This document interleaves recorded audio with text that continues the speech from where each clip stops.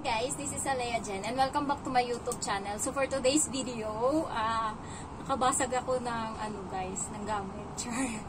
Nakabasag ako ng gamit. Ayan, so maaga akong gumising kanina kasi magluluto ako ng almusal ng alaga ko and ng amo kong lalaki. So kanin sa umaga yung niluluto ko and then 3 putahe ng ulam kasi pangtanghalian nila yun. Pero sa umaga talaga guys, tinapay lang yung kinakain nila. Binabaon niya ng bata sa school and yung lalaki sa trabaho. Nagtitipid sila ngayon kasi galing silang bakasyon and baka walang pera and nasira yung oven namin. Malapit na siyang palitan. So nag-iipon sila muna ng pera bago pambili. So parating ngayon yung sir ko simulat sa pool, hindi naman niya nagbabaon. Pero ngayon nagbabaon na siya. 2 linggo na siyang nagbabaon. So, binibigyan ako ng amo ko ng 1 hour na pahinga pagkatapos ko ng gawain ko. Pero ayoko kasi kilala ko yung sarili ko. Pagka natulog ako, gigising ako niyan alas 7 na ng gabi. Ganyan ako sa Pilipinas. Ayan. So, pag day off ko kasi, tutulog ako niyan mga alas 3 ng madaling araw. And then, gigising ako ng alas 11, alas 12. And then, hihilata ako and then kakain. Pagkatapos niyan, magkakalikot ako dyan sa kwarto ko doon sa Pilipinas. Yung mga memories, mga gamit-gamit dyan, itatapon yung mga hindi na pwede. Hanggang sa hihiga ako niyan kasi napagod ako and then makatulog ako. So pagising ko niyan gabi na. Ayan, kaya ayokong matulog guys. Kaya ginagawa ko, binibisiyan ko na lang yung sarili ko na mag-vlog. Ayan. So, ngayon pala, sumahod na ako sa YouTube and dahil yun sa inyo. So, pang-4 na sahod ko naman na to. Pero, ito kasi yung sahod ko na to is ito yung pinaghirapan ko na nandito ako sa Hong Kong. Ito yung sinahod ko is simula nung nag-Hong Kong ako and yung mga vlog ko. And dahil yun sa inyo mga subscriber ko na mga bago. Ayan. So, thank you so much for watching. Ayan. So, nakabasag ako guys ng tasa ngayon ng amo kong lalaki. Ayan. So, kaninang umaga ko pa siya nabasag. Pagkagising ko and then nagsaing ako and then nagluto ako ng ulam. Ngayon, nung naghuhugas na ako, itong baona ng amo kong lalaki, malalaglag ata siya doon sa lagayan. So, napatingin akong ganon and nawala yung focus ko sa hinuhugasan ko na baso.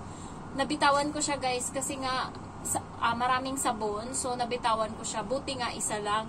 2 pa naman silang magkatabi. Ayan. So, nabagok siya doon sa isang tasa. Yung sa amo kong babae na tasa. So, eto yung tasa ng amo kong lalaki. Eto yung sa babae. Kasi hinuhugasan ko to. Biglang nabagsak ng ganun. Buti yung sa amo kong babae hindi nasama. Diyos ko, ma-award talaga ako. Ayan. So, ginawa ko, nag-iisip ako kung anong gagawin ko. Hindi ko talaga alam kung paano ko sasabihin. Kasi this is my first time na nakabasag ako ng gamit ng amo ko. Kasi hindi pa naman. So far, wala pa naman. May mga muntik-muntika na pero nagagawa ng paraan. Ayan. So ito, malala talaga to. Kasi nabasag ko talaga to. Ayan. So ginawa ko, diba, pagka bagong gising ka naman and bubungaran ka ng bad trip, mababad trip ka talaga. Kaya ginawa ko, tinabi ko muna dun sa gilid yung tasa. Hindi ko muna sinabi guys, tinago ko muna.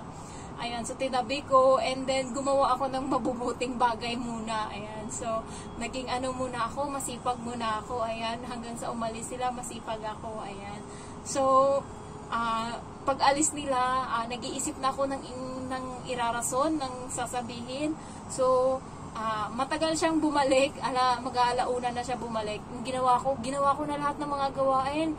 Ang ganda ng CR, extra times 2 yung linis nun sa ginagawa ko. Yung 2 CR, yung kwarto, imbes na walang downy yung ko ngayon. Yung pagmamap ko, kasi downy ko mismo yon. So, nung nagmap ako, and then binanlawan ko na ng tubig, nilagyan ko ng downy guys para bumango-bango. Magpapa-impress tayo or magiging mabait tayo ngayon kasi may kasalanan tayo. Ayan, so, nung pagdating niya is namamalansya ako. Hindi niya ako nakita na nasa living room ako. Ngayon, sumilip siya agad sa kusina pagdating.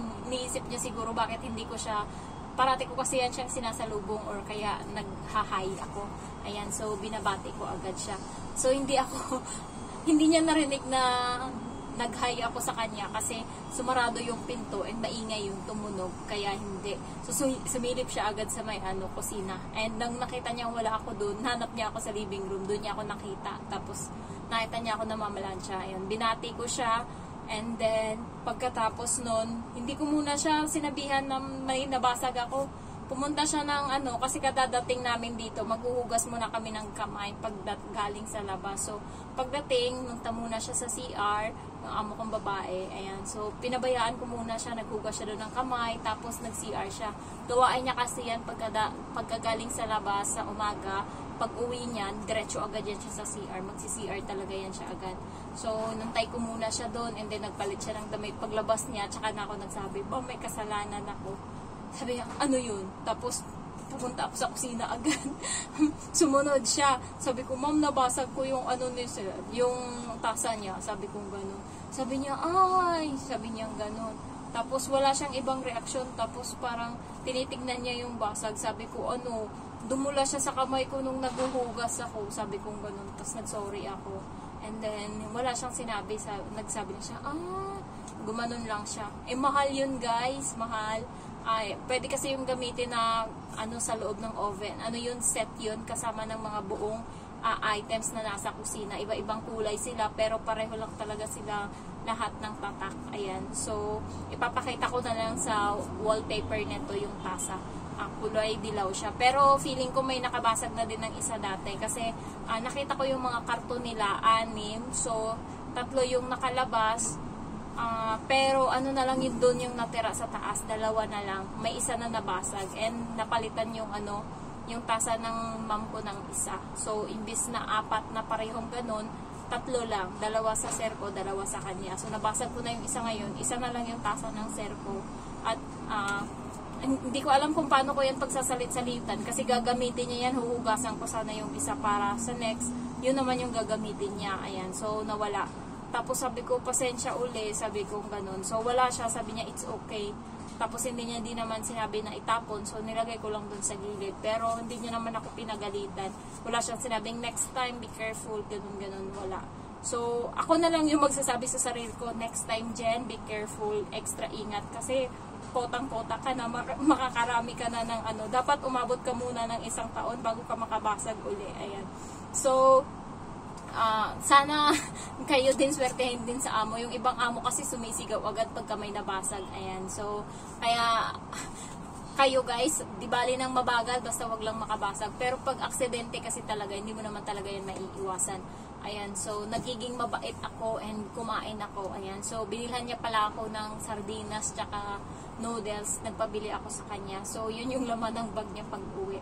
Ayan. And then, ayun lang naman. So, kala ko galit siya. So, maaga ako nagluto. 3:00 pa lang mahigit. Ginawa ko na yung sabaw namin. And nagulat siya pagising niya. Nagagawa na ako. Sabi niya, magpahinga ka muna. Sabi ko, oo, ma'am. Kasi, guys, maaga naman niya ako pinapatulog. Kaya hindi na ako nagpapahinga. Ginagawa ko na lang, upo-upo na lang. Kasi, dati kasi, nung wala pang pasok yung bata, 11:00, 12:00.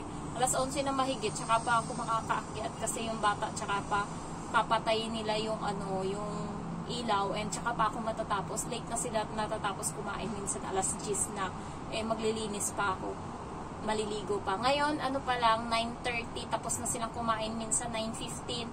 Tapos, minsan 9:00 talaga tapos na sila. Kaya maaga ako nakakapasok sa kwarto. Maaga ako nakakatulog. And then, hindi ako naantok ngayon. Ayan. So, ayun lang guys, chineka ko lang sa inyo yung nabasag ko. Ayan. So, this is my first time na nakabasag and thankful kasi hindi ako napagalitan. Baka next time hindi na talaga tayo makakaulit. Kaya, Lord, wag naman na sana. Ayan. So, thank you guys for watching. Bye-bye. Love you all.